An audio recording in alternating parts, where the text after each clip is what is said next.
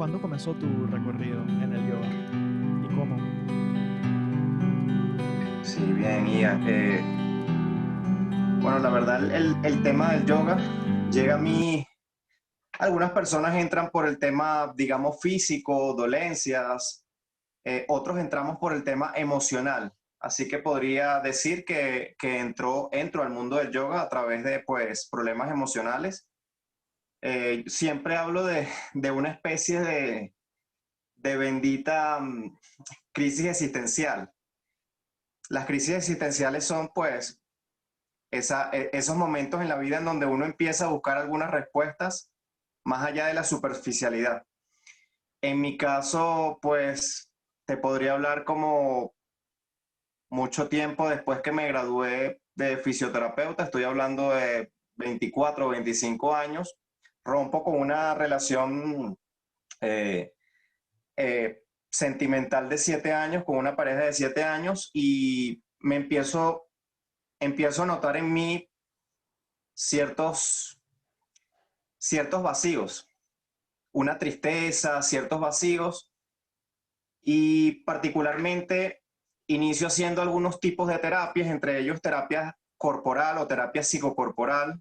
Eh, en estas terapias, a través digamos, de esa conexión con el cuerpo físico, de esa conexión, digamos, con las emociones, me doy cuenta que necesito una herramienta que me permita de alguna manera permanecer más conectado a mi cuerpo. Creo que eso lo necesitamos todos en la vida.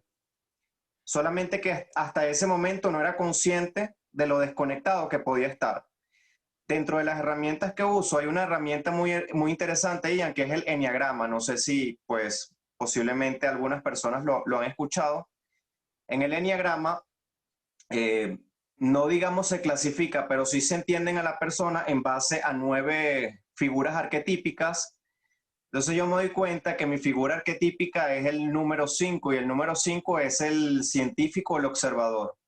Entonces, una persona muy conectada con la mente, con los pensamientos, eh, pero poco conectado con el cuerpo y que está poco abierto a experimentar. Cuando yo me doy cuenta de esto, pues yo digo, debo buscar una forma de bajar mi energía de la cabeza, de los pensamientos. De hecho, una de las cosas que más me marcó fue que evidentemente para llegarle a alguien como yo tiene que ser a través de la teoría, o por lo menos en ese momento de mi vida. Claro. Y dentro de la teoría hubo algo que me marcó mucho que dice, bueno, este tipo de arquetipo, este tipo de personalidad, son personas que tienen una cabeza gigante, un corazón muy pequeño y un cuerpo ignorado. Definitivamente eso era lo que me pasaba, estaba totalmente ignorando mi cuerpo y el cuerpo es la vía hacia las emociones, entonces claro, no había esa conexión. Pues, obviamente pasa mucho tiempo hasta que yo en algún momento digo, hey, necesito una herramienta que me permita mantenerme conectado con el cuerpo y básicamente así llega el yoga a mi vida, poco a poco, progresivamente. Esto no es algo que en lo que uno se mete de la noche a la mañana, es un mundo, o es un mundo pequeño, por así decirlo, de muchas cosas y que si tú ves que pues no solo puede ser yoga, puede ser cualquier otro tipo de disciplina espiritual, estamos hablando, se podría decir, dentro del punto de vista de la espiritualidad corporal, Ujú. ¿sí? Que es cuando reconocemos la espiritualidad del cuerpo, que el cuerpo tiene su propia espiritualidad, cuando uno progresivamente va ingresando, te das cuenta de que realmente trae muchas cosas positivas a tu vida, te empiezas a sentir diferente, manejas las emociones de forma diferente y lo empiezas a integrar a tu vida. Progresivo, pero sí. Claro. Y cuando comenzaste, me imagino que comenzaste con alguna metodología en particular o algún estilo de yoga en particular. em, y eventualmente fuiste quizás ampliando, combinando cosas. Si quieres ilustrar un poquito ese proceso también de cómo integrar esos estilos y diferentes metodologías. Sí, es muy interesante porque el yoga ha evolucionado mucho y cuando básicamente se habla de yoga hoy en día, podemos hablar de muchas prácticas muy diferentes, a pesar de que tienen algo muy particular que es la conciencia corporal, la conciencia pues del ser. Hay prácticas que van más hacia a la meditación, otros van más hacia la parte corporal. Hay prácticas que son corporales que se manejan de una forma diferente, a velocidades diferentes, con filosofías diferentes. En mi caso, yo inicio con lo que podríamos llamar una especie de hatha yoga, pues muy tradicional. Eh, Son estilos de yoga en donde generalmente se hace cierta permanencia, son bastante estáticas como de meditación, y eso estuvo muy bien en algún momento de mi vida. Paralelamente le incluyo meditación, me convierto en un meditador, hago retiros de meditación, pues noto la importancia de la meditación en mi vida, que para ese momento, pues no, la verdad no, pues todavía me faltaba. Uno inicia casi siempre por el cuerpo. Hay personas que se inician por la meditación, pero en mi caso yo inicio por el cuerpo, haciendo las posturas, posteriormente la parte de la meditación y me meto cada vez más. Curiosamente, dentro de pues lo que puedo decir, debo decir que en algún momento de mi vida esta combinación entre hatha yoga tradicional, un hatha yoga muy pasivo, muy relajado, no digamos relajado, pero sí muy estático, y la meditación, hubo un momento muy curioso en mi vida en donde pues mi energía se vio un poco estancada. En ese momento, pues yo paralelamente tenía una terapeuta y mi terapeuta pues dio claramente con el problema y me dice, claro, es que estás enfocando todos tus esfuerzos hacia disciplinas netamente espirituales y un poco más estáticas, lo cual está haciendo que tu energía se vuelva estática.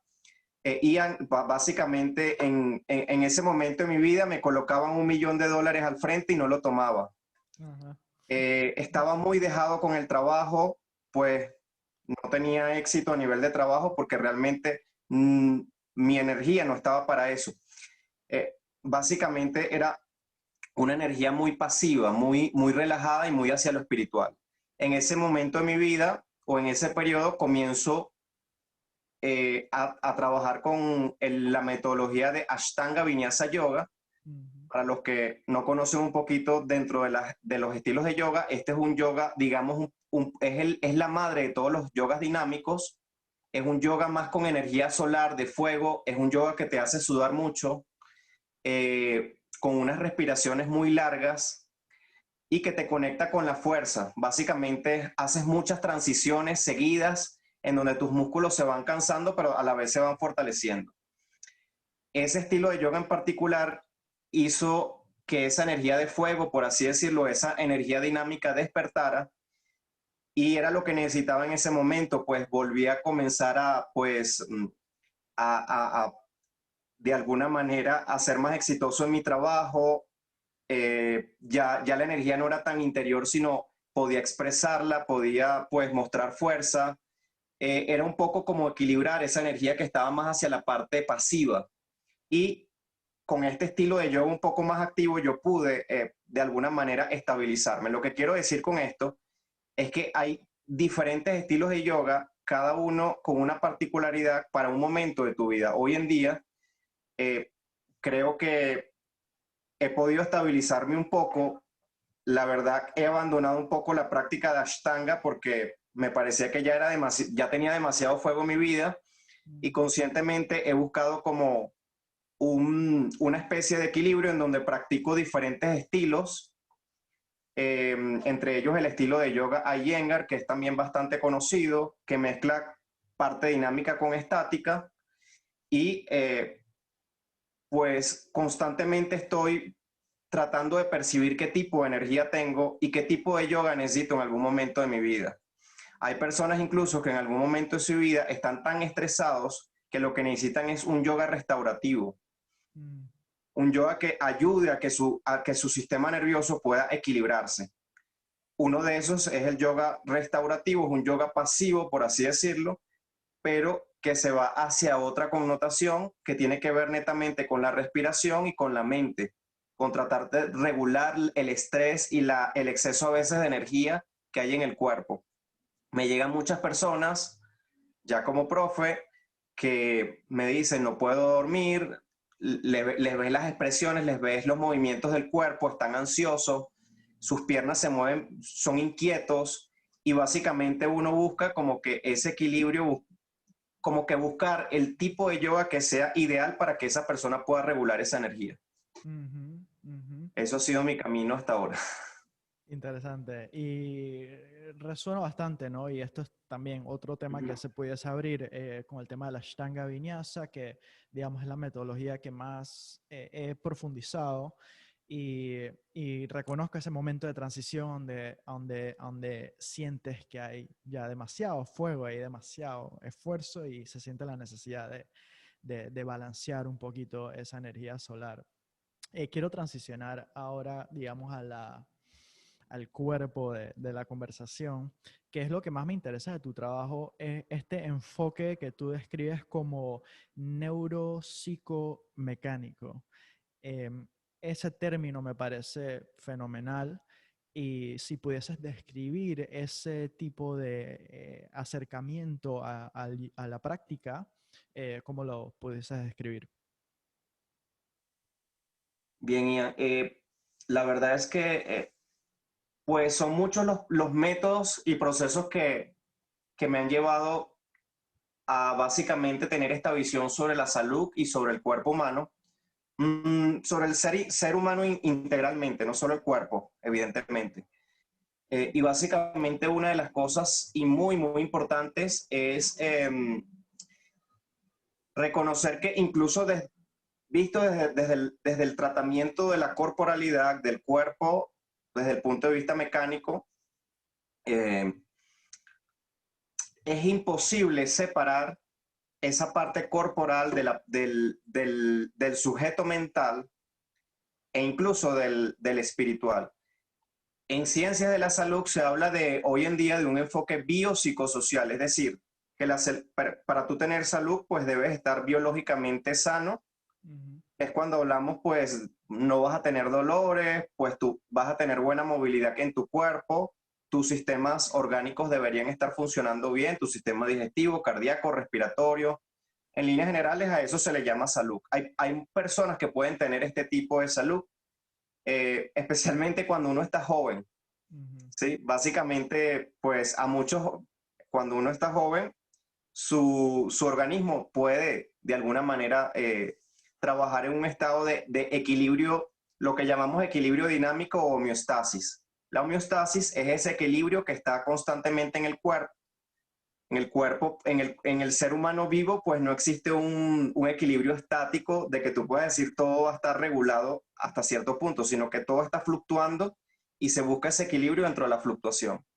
Por otro lado, tenemos la esfera mental, pues una persona que medita, que mentalmente se sienta sano, que pueda tener un buen manejo de sus emociones, ahí también hay salud.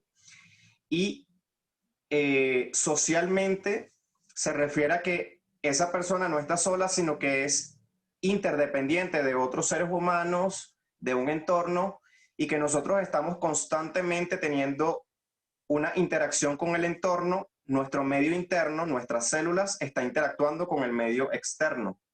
Y de eso, ahí incluso yo en mis clases he logrado exponerle a mis alumnos estudios científicos en donde incluso se ha comprobado que prácticas como el tai chi, la meditación, el yoga, pueden hacer cambios genéticos en tu sistema. Y todo tiene que ver con ese paso desde, desde lo externo hacia lo más interno, que sería tu ADN. Tu ADN puede cambiar en base a...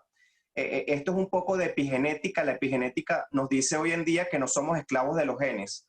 No quiere decir que los genes no influyan en nosotros, pero quiere decir que nosotros podemos influir en nuestros genes de acuerdo a nuestras decisiones. Ujú. Vale, entonces a ese enfoque biopsicosocial, hoy en día incluso se le puede administrar la parte espiritual, que los seres humanos somos seres biopsicosociales espirituales. Vale, entonces es como ver la integridad del ser. básicamente todas las teorías, desde las teorías miofaciales, de tensegridad, teorías de cadenas musculares, que es con lo que trabajo hoy muy fuertemente, eh, nos dice que esa corporalidad tiene digamos, una influencia, o mejor dicho, tu mente y tu forma de pensar tiene una influencia, esto se llama cognitivo, la parte cognitiva del ser humano, tiene una influencia en la parte, digamos, conductual, es decir, como tú piensas, tú actúas. Ujú, ujú. Estas actuaciones, esta parte conductual, tiene una especie de reflejo a nivel corporal. Por lo tanto, tu cuerpo, básicamente, el cuerpo que tenemos todos en este momento es un cuerpo que refleja nuestra historia de vida. Y no solo estoy hablando de lesiones. Una persona, por ejemplo, y voy a colocar mi caso, mi caso particular, una Ujú. persona que dentro de su sistema de creencias, dentro de su sistema de ver la vida, la intelectualidad sea lo más importante. En mi caso, recuerdo claramente haber leído a Descartes, no sé, teniendo 15, 16 años y su famoso discurso del método en donde él decía, pienso, luego existo, y yo tomé eso como una realidad para mí, en donde para mí lo más importante era el intelecto. No prestaba mucha atención a mi cuerpo y mi cuerpo tenía unas características en ese momento porque evidentemente una persona como yo, pues se le hacía muy difícil tener una continuidad, por ejemplo, para hacer ejercicio. Okay. Como tú piensas, así es tu cuerpo. Incluso aquellas personas que de alguna manera manejan pues su emocionalidad un poco como hacia adentro, son personas como retraídas, tienen un cuerpo retraído, cuerpos con músculos muy fuertes, con mucha tensión, cuerpos muy pesados, pero cuerpos que van hacia adentro, con cuellos cortos, con una mirada muy interna, muy diferente a una persona extrovertida, y esto también va de la mano con las cadenas musculares. Hay cadenas de aperturas y de cierre. Los músculos que cierran tu cuerpo, que son las cadenas cruzadas anteriores o de cierres, están muy activas en aquellas personas que son introvertidas. Tienen esa característica de hombros hacia adentro, pelvis hacia adentro, cintura pequeña, rodillas hacia adentro. Es como que cierran la energía desde la corporalidad hacia la mentalidad. Contrariamente a una persona que sea extrovertida, generalmente vemos a estas personas con las piernas separadas, la pelvis muy amplia, los hombros abiertos, pecho abierto, mirada al frente. Entonces, lo que quiere decir, estos son pequeños ejemplos que nos indican que el tipo de cuerpo que tenemos y la forma en la que nuestros músculos están trabajando en nuestro cuerpo, tanto en las posturas como en la forma de movernos, tiene que ver con la forma de pensar, con la forma de sentir y en cierta manera también con nuestra forma de actuar, porque todo va en una seguidilla que hace que nuestro cuerpo sea el cuerpo que tengamos en este momento. Cuando nosotros cambiamos hábitos, nuestro cuerpo también cambia. Alexander Lowen, padre de la bioenergética, decía que no puede haber un cambio sustancialmente profundo en el ser humano si no hay un cambio sustancialmente profundo en el cuerpo. Por lo tanto, si cambiamos el cuerpo, podemos cambiar nuestros pensamientos y un montón de cosas también. Básicamente, allí se resume lo que es este enfoque neuropsicomecánico en donde el sistema nervioso, que es el que regula todo, obviamente, en el cuerpo, está conectado a tu sistema emocional y básicamente eso hace que tu cuerpo tenga una condición determinada y una forma determinada. El gran gobernante de todo esto siempre todas estas conversaciones creo que van a llegar a lo mismo, es la respiración. Ujú. Tu respiración controla tu sistema nervioso. Pareciera que el sistema nervioso es como ese gran administrador, pero todo está todo básicamente va a estar controlado por este gran jefe que es la respiración. Como respiras, así está la activación de tu sistema nervioso autónomo y de alguna manera eso crea esos hábitos. Son básicamente hábitos, que el hábito es el que hace al hombre y pues nuestros hábitos es lo que hace que tengamos nuestro cuerpo, que nuestra vida tenga una connotación determinada en un momento determinado, de una forma determinada y que nuestro presente sea de alguna manera lo que estemos viviendo. Mm.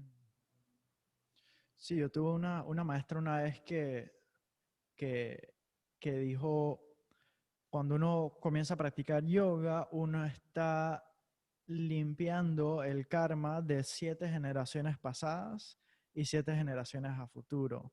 Y me gustó lo que comentaste de cambiar el mismo ADN, porque si, digamos, demistificamos la palabra karma y vemos pues cómo está compuesta nuestra genética que viene de nuestros ancestros, de nuestros padres, de nuestros abuelos, etcétera, y ver cómo nosotros también estamos llevando a cabo estos patrones, que si uno, digamos, ve su árbol genealógico, quizás hay alcoholismo, quizás hay todo tipo de compulsiones, de vicios, de decisiones de vida, que si uno lo ve, es como que, wow, yo tengo todas estas tendencias también. Entonces, ¿cómo dirías que una práctica como el yoga puede comenzar a causar o desencadenar esta reestructuración?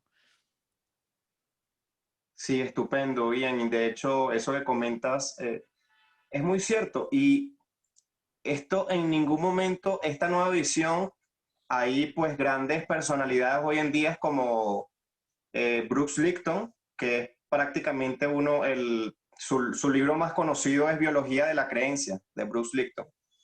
Y este señor pues es uno de los padres de la epigenética moderna.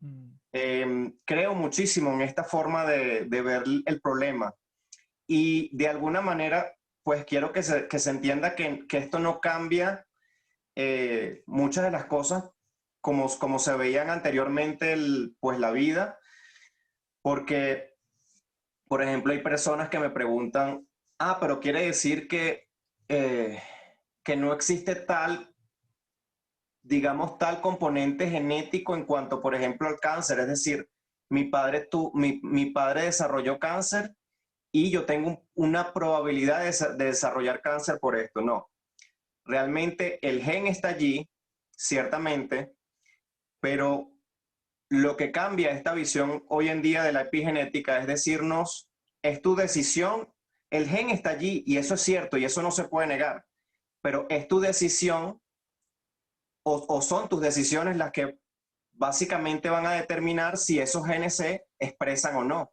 Una cosa es la potencialidad y otra cosa es la expresión. Ujú. Entonces, bueno, mi padre tuvo diabetes, mi madre es hipertensa. Básicamente desde la ciencia médica moderna eh, se entiende que todos estos son antecedentes que pueden determinar que en algún momento nosotros podemos padecer estas enfermedades, pero no necesariamente nosotros tenemos que elegir los mismos caminos de nuestros antecesores o de nuestros ancestros. No necesariamente nosotros estamos condenados a repetir la historia. Y lo único que básicamente nos permite hacer que esas historias no se repiten o nosotros poder hacerlos diferentes en base a algunos tipos de terapia como la del señor Bert Hellinger, de constelaciones familiares. Él habla mucho del famoso rebelde, de ser el rebelde, el que no quiere seguir el mismo camino que han trazado todos tus ancestros. Y la única forma de ser ese rebelde es a través de la conciencia, del darse cuenta. La palabra conciencia, pues hasta ahora, hasta lo que yo he visto, puede ser de alguna manera un sinónimo de darse cuenta, del darse cuenta. Y el darse cuenta puede ser potenciado por algunas disciplinas como por ejemplo el yoga. Cuando estamos independientemente del momento en el que estemos, pero puede ser por ejemplo a través de una práctica física y te das cuenta incluso, yo hablo mucho de las lesiones que tenemos en yoga, pues trabajo con este tipo de cosas, con las lesiones, Y es increíble cómo la mayoría de las personas que se acercan a mis cursos o talleres en donde hablo sobre el yoga seguro, la práctica de yoga, son personas que ya han padecido una lesión. Mm, Y esa lesión ha sido un instrumento para darse cuenta de algo, que tienen que cuidar su cuerpo, por ejemplo, que no son eternos, por ejemplo.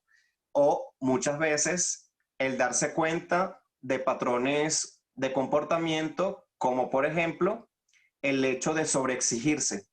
mm, En el momento en el que estás en una postura y te estás sobreexigiendo y te das cuenta que estás llegando a lesionarte incluso o te lesionaste, ese momento va a ser clave, es un darte cuenta como para hacer es un momento eureka.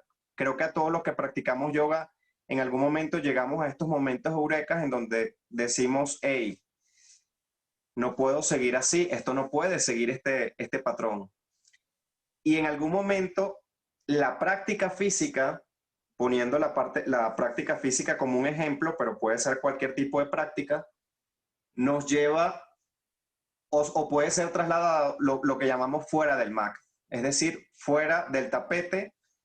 Puedes trasladar esta enseñanza, este darte cuenta que no es algo teórico, sino es algo práctico, lo estás viviendo en tu cuerpo, lo estás viviendo en ti, en tus emociones, y progresivamente esto te va a ir cambiando. Creo que muchas de las personas que comienzan a hacer yoga o cualquier tipo de disciplina corporal espiritual, llámese artes marciales, pues gran cantidad de disciplinas, tai chi, en algún momento se dan cuenta lo mucho que han cambiado. A veces de una forma increíblemente eh, progresiva e imperceptible, pero llega un momento en donde mirando el pasado y miras a tu personalidad del año pasado y te das cuenta que han cambiado muchas cosas a través de estas prácticas milenarias que si no funcionasen, creo que hoy en día no estuviesen presentes. Y hoy en día están más presentes que nunca. El ser humano se ha dado cuenta de lo importante que es esta conexión con el sí mismo. Básicamente eso. sí, y me gustó, lo que me quedó de lo que dijiste es como el darse cuenta, como esta habilidad de darse cuenta. Y como mencionas, ¿no? Hay diferentes tipos de prácticas y metodologías que cultivan esta habilidad de darse cuenta. Y tú pasaste por este proceso de dedicarte más a la meditación y a formas más, digamos, estáticas de solo observar las fluctuaciones. em, y sentiste que eso te llevó hasta cierto punto. Después involucraste más el cuerpo y luego te fuiste como al balance, ¿no? Este patrón es bastante común, ¿no? De irse de un lado del espectro hacia el otro por completo para entonces entrar en la moderación, en algún tipo de como discernimiento, se le puede decir. Me interesa saber tu punto de vista sobre si fuésemos a, de alguna forma, comparar algo como la meditación estática eh, con una práctica corporal, dirías que quizás la meditación estática eh, pueda quizás no tener el nivel de eficacia, de eficiencia, de total integración como una práctica corporal. ¿Piensas em, que inherentemente le puede hacer falta el aspecto corporal a una práctica netamente meditativa?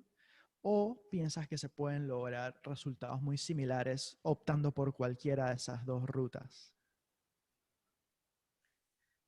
Sí, creo que depende mucho de la persona. Depende de lo que necesite la persona realmente. Sí, Claro. hay personas que en algún momento de su vida, y creo que la persona en un momento determinado, mi maestro se llama Edgardo Leal, y él dice que no se puede hacer yoga en el pasado ni en el futuro, solamente en el momento presente. Y hablemos de yoga como conciencia, como ese darse cuenta. Me gustaría,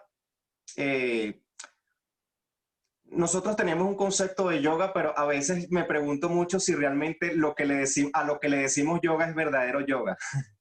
Pues pueden ser mil cosas, pero básicamente si vemos a yoga, pues nos imaginamos a una chica en traje deportivo, en un tapete haciendo posturas, o un chico, pues obviamente, pero lo que quiero decir es que si lo tomamos como conciencia, pues conciencia del momento presente, que evidentemente no solo este concepto no solo va al yoga pues tradicional que viene de la India, sino desde el budismo y desde muchísimas otras corrientes filosóficas han llegado a la misma conclusión.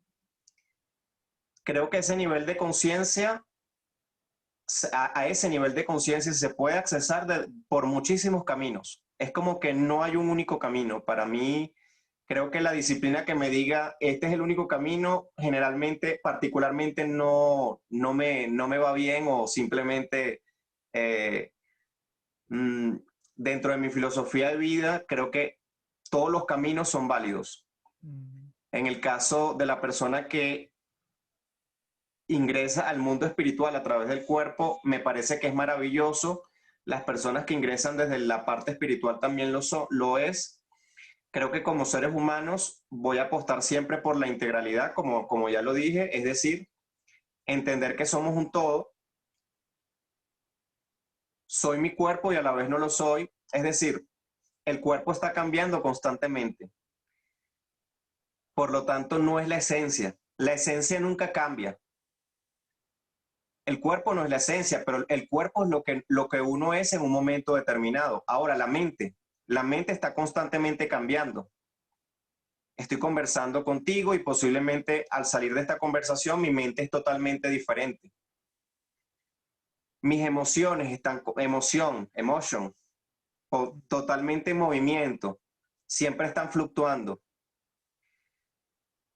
Lo cierto es que para los que creemos en esa esencia, llámese alma, chispa universal o energía vital, como se quiere llamar, esa parte de nosotros que no cambia, creo que accesar a esa conciencia, también se le puede decir conciencia, accesar a esa conciencia puede tener mil vías, a través del aspecto emocional, a través del aspecto físico, a través del aspecto incluso intelectual, leyendo. Como te decía, pues yo llegué a este mundo de la espiritualidad leyendo. El primer libro que yo leí de espiritualidad, jamás se me podrá olvidar, fue una chispa de luz, fue El poder de la hora de Toll, de este famoso escritor de espiritualidad moderna, por así decirlo. Y El poder de la hora, nota como todo se conecta. En algún momento te comenté que leía Descartes en mi juventud y pues mi filosofía de vida se basaba en pienso, luego existo. Y el capítulo 3 del poder de la hora, cuando yo abro ese libro, lo primero que veo es el capítulo 3 y el capítulo 3 dice no eres tu mente. Y él habla de que quizás Descartes se equivocó, pues al enfocarse tanto al aspecto del pensamiento, porque no necesariamente dejamos de existir por dejar de pensar. Y para los que creemos en la reencarnación y tenemos este tipo de filosofía de vida, pues no dejamos de existir porque no existe el cuerpo, que es algo que es impermanente. No dejamos de existir porque nuestras emociones fluctúen, ¿no? Entonces, a esa esencia podemos llegar de diferentes formas. La forma, o una de las formas tradicionales del yoga es la forma de Patanjali. ¿Sí? Los que han escuchado de Patanjali, en donde básicamente muchos de los estilos de yoga hoy en día, su base son los Yoga Sutras de Patanjali. Es un compendio de codificaciones de lo que significaba el yoga, por lo menos para aquel momento, y su vía es a través del cuerpo. Si lo notamos en el método de Patanjali o Ashtanga Yoga, no Ashtanga Vinyasa Yoga, Ashtanga Vinyasa Yoga es el método de Patabi Joyce, ¿sí? Un método de yoga moderno, por así decirlo, porque se basa en lo tradicional, pero sigue siendo un método fundado moderno. Todos estos métodos se basan en lo tradicional, pero cada maestro le está dando su aporte y le está dando su visión. Patanjali particularmente nunca habló de postura física como las posturas que vemos hoy en día, perro que mira hacia abajo, perro que mira hacia arriba, guerreros, no. De hecho, estas posturas siguen siendo modernas. La mayoría del yoga postural sigue siendo moderno, sigue siendo algo muy moderno. Pero básicamente el camino que traza Patanjali es justamente a través del cuerpo, es decir, primero está el aspecto moral o ético del yoga, yamas y niyamas, cómo comportarse ante ti mismo, cómo comportarse ante los demás o ante el mundo externo. Y el tercer paso de esa escalera es asanas, que son las posturas que conocemos de yoga, ¿sí? O bueno, básicamente es postura. Él no habló de ese tipo de posturas, pero sí habló de tener un cuerpo que a través del cuerpo no se rechazaba el cuerpo, sino que el cuerpo era un medio para. Y eso es lo bonito del yoga, que es una vía en donde no se rechaza el cuerpo de alguna manera. Hay otras vías espirituales en donde pareciese que el cuerpo fuese un obstáculo. Y resulta que tener un cuerpo enfermo puede ser un obstáculo para el crecimiento espiritual. Por lo tanto, este enfoque de mantener tu cuerpo sano, con buena movilidad y buena funcionabilidad, me parece un enfoque bastante práctico para hoy en día, para la vida moderna. Luego se habla del manejo de la energía a través de la respiración, entonces ya hay un aspecto que va más allá del cuerpo, la parte energética, y obviamente un sistema en donde a través de alguna manera la regulación de los sentidos, el problema del ser humano es que vamos demasiado hacia los sentidos o así expone el yoga el problema del ser humano. Y cuando tú logras centrar, abstraer tus sentidos, concentrarte, que sería el siguiente paso, meditar, que sería un paso más profundo incluso, a veces hablamos de meditar o en clases de meditación. Yo diría que la meditación es algo muy profundo, serían clases como de cómo concentrarse. Y finalmente llegando a ese aspecto de iluminación, del reconocimiento de que lo eres uno con el todo. Me parece un enfoque fantástico, ideal, es el que yo particularmente he elegido y sigo creyendo que a través del cuerpo y de la espiritualidad del cuerpo uno puede generar esa espiritualidad global. Hay personas que de alguna manera tratan de desechar un poco el cuerpo y eso trae un poco de infelicidad, pues evidentemente no estás considerando el todo, no estás considerándote como una personalidad, como una persona integral, por así decirlo. Sí, me parece excelente lo que estás compartiendo y creo que lo que me viene a la mente es, tú que trabajas como fisioterapeuta, aparte de instructor de yoga, ¿has podido distinguir alguna como lesión que sea frecuente, más común entre las personas con quienes has trabajado? De por sí, en mi experiencia, yo sé que comúnmente las muñecas, los hombros, la espalda baja, las rodillas tienden a ser como lesiones comunes, pero entre todas esas, ¿hay alguna que para ti resalte como más frecuente, que más se ve, digamos, dado nuestro estilo de vida actual? Sí, hay consideraciones, incluso hay estudios, incluso estudios hacia la práctica de yoga. Evidentemente la columna vertebral es nuestro eje. Por lo tanto, hay dos zonas de la columna vertebral que son básicamente o particularmente vulnerables. La columna vertebral tiene sus segmentos: cervical, la zona del cuello, el segmento torácico que está justamente ahí en el tórax, pero el hecho de que el segmento torácico tenga por delante el tórax, eso le da una ventaja, ¿sí? Ujú. Le da la ventaja de que está más protegido, tiene las costillas a los lados. Hay un segmento lumbar en donde otra vez no, pues es muy vulnerable porque solamente tiene el abdomen por la parte abdomen, zona visceral, paredes de los músculos abdominales, pero es un segmento bastante vulnerable, y está el segmento sacro, que es básicamente un segmento poco móvil que está unido a la pelvis. Dentro de mi forma de verlo, aquí está el centro de muchas cosas. Las piernas y los brazos son unas extensiones sumamente importantes. Las piernas son una extensión para poder avanzar en la vida y para poder enraizarte, para estar en el momento presente. Los brazos son una extensión de tu segmento torácico, es decir, si nosotros llevamos los brazos a los lados, están justo y los colocamos justo al nivel del corazón, son una extensión del corazón. Hay una frase que me encanta, que las manos o los brazos son una extensión del corazón para dar y recibir amor. Ujú. Y esto tiene que ver con este significado corporal, psicoemocional de las cosas.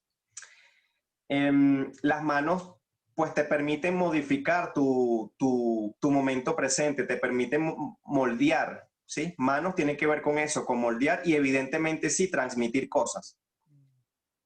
Pues nosotros podemos estar hablando y casi siempre movemos nuestras manos, curiosamente. Tiene que ver con estos segmentos de la comunicación, del amor y de la expansión de toda esa energía. Ahora, dentro de la columna vertebral, estas zonas que son la cervical y la lumbar, que por razones anatómicas y otro tipo de razones se sobrecargan, representan las zonas de más lesión. Yo diría que la zona cervical número 1 y zona lumbar número 2 son las lesiones más comunes. Curiosamente, hay estadísticas, y también lo sé por experiencia, de que las chicas, las mujeres, son las que más se lesionan en la zona cervical. La zona lumbar se lesiona más en el género masculino. Okay. La zona cervical, pues, es una zona que tiene que ver mucho con el control de lo que tenemos. Pues la zona cervical tiene básicamente la dura responsabilidad de sostener tu cabeza. Ujú. Si lo vemos desde el punto de vista psicocorporal, tu cabeza es el centro de la racionalidad, Ujú. la razón.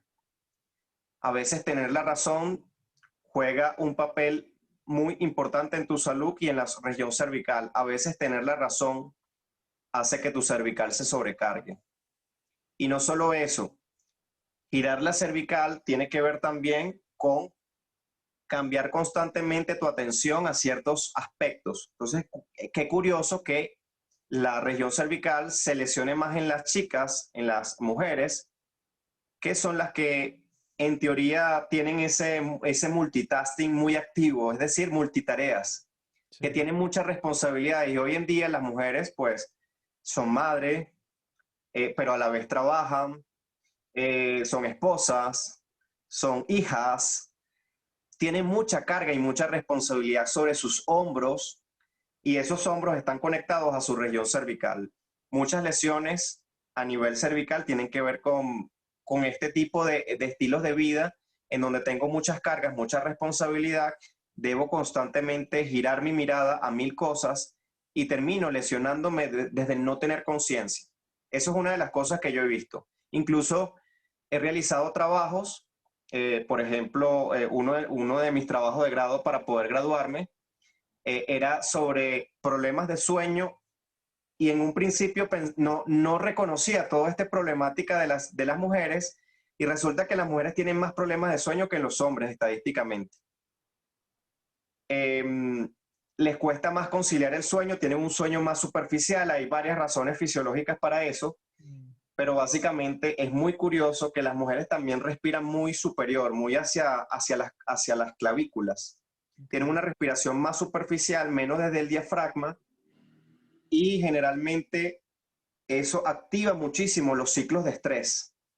Una respiración superficial hace que tu cuerpo se acidifique. Habría que hablar un poquito de ciertos aspectos fisiológicos, pero básicamente para que se entienda fácil, si respiras profundo, barres el dióxido de carbono de tu cuerpo y el dióxido de carbono, nosotros respiramos aire. Ese aire tiene un porcentaje de oxígeno. Tomamos el oxígeno, pero nuestras células están produciendo dióxido de carbono. Para que esas células transporten el dióxido de carbono, el cuerpo debe hidrolizar el dióxido de carbono transformándolo en ácido carbónico, que es el principal ácido del cuerpo. Lo que hace que una persona mal respiradora, una persona que respire muy superficial, muy desde arriba, que no pueda lograr, digamos, excretar este dióxido de carbono o soltarlo, termina siendo una persona ácida. Su ambiente interno se vuelve ácido. Y esto trae un montón de cosas, porque entonces no hablamos del oxígeno, sino del dióxido de carbono, pero resulta que un ambiente ácido hace que tu hemoglobina sea incapaz de absorber correctamente el oxígeno, lo que crea un montón de cosas en tu cuerpo. Lo cierto es que la mala respiración, el hecho de tener una carga de responsabilidad muy grande, el hecho de que tus músculos de cuello siempre estén como que hiperactivos, hacen que en las mujeres esta sea la zona que más duela. Ahora, eso no quiere decir que no le pase a los hombres, por supuesto que sí, pero es curioso que sea en un menor porcentaje. Ahora, la zona baja de la espalda. Si vemos el sistema de chakras, si nos vamos un poquito hacia la parte energética, mientras más arriba, es decir, más hacia la cabeza, más hacia la espiritualidad. Mientras más abajo, tiene que ver más con la parte de material, ¿sí? Se habla de que justamente estos problemas lumbares, sacros, tienen que ver con la parte, puede decir, de sustentación, la parte de por ejemplo, el aspecto financiero y en líneas generales de supervivencia. Esa es la palabra. Tiene que ver con la supervivencia en este mundo de la materia y de la forma. Es más común ver hernias discales a nivel lumbar en hombres que en mujeres. Es más común este tipo de lesiones. Nos habla de una sobrecarga, sigue siendo sobrecarga sobre la espalda, y una de las cosas muy importantes que siempre digo es que la espalda es esa zona de tu cuerpo en donde tú envías todo aquello que no quieres ver de ti mismo. Cuando hay un aspecto de tu inconsciente que se siente incapaz o de alguna manera se siente inseguro, entonces inseguridades, los miedos, digamos cualquier trastorno emocional, incluso digamos soberbia, básicamente todas estas emociones que no queremos ver las lanzamos hacia atrás, hacia la espalda. Estamos sobrecargando la espalda de todo esto que muchas veces no queremos ver de nosotros mismos. El inconsciente, básicamente. El inconsciente hace que esta zona se sobrecargue, y cuando no nos sentimos capaces de garantizar la supervivencia de nosotros mismos y también de los que amamos, terminamos con mucha tensión en la zona lumbar. ¿Cuál es la única forma que tiene nuestra espalda de llamarnos la atención o de hablarnos? La espalda no tiene boca para hablar con palabras y termina hablando con dolor. Hay muchas personas, los problemas de espalda, siempre lo digo, no se desarrollan de la noche a la mañana. Hay muchas personas que comienzan a tener estos dolores, pero no se permiten llevar la conciencia a la espalda, como la espalda es algo que no ven, porque los ojos ven hacia adelante y no ven hacia la espalda. Ignoran la espalda muchas veces, sobrecargándola. Son años de sobrecargas.